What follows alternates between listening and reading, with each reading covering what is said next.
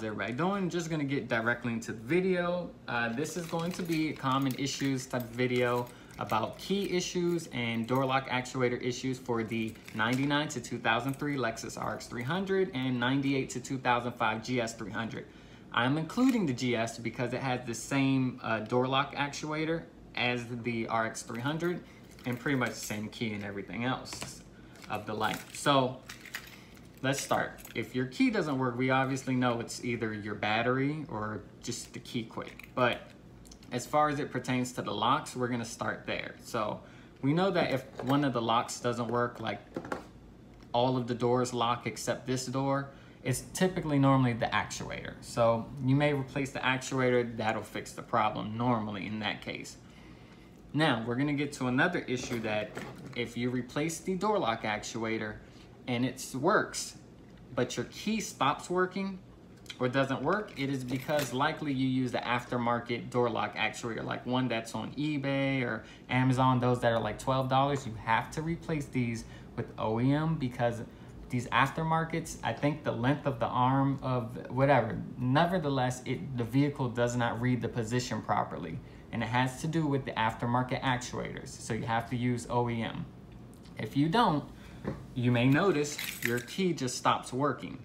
If that happened to you, that is the cause. You have to use an OEM. And also another issue you tend to have with that is when you open and close the passenger door, like I did, it does an unlock cycle by itself like this.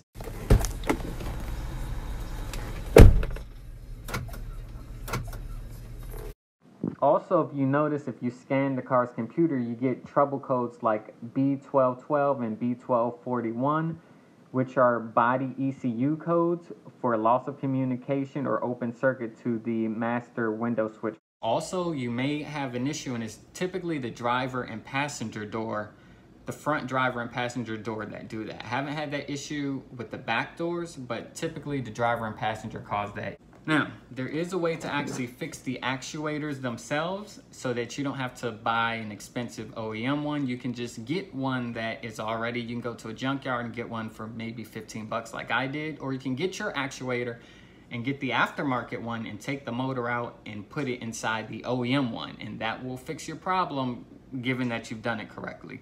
And that's what I did, and there's actually a guy who has a YouTube video. I'm gonna put it in the description, but there's a video link for how he actually fixed it on YouTube now.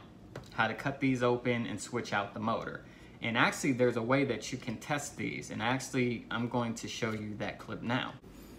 Now, one way to test the actuator and see if it works, I have this 12-volt plug. This is the negative, this is the positive.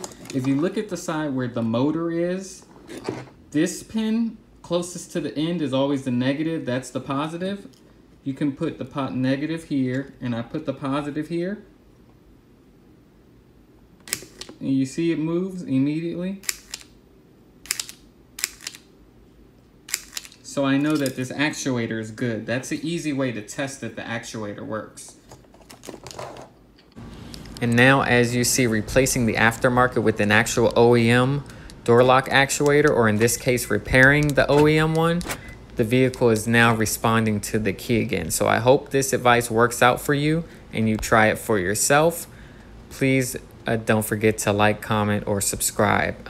I'm very responsive. Don't take me out with bruh. No, they hate to see us do numbers. This AP algebra. Account is 100,000 up. I'm lounging when I be miles above. Come from the county, get love in the city like I do what Muriel Bowser does.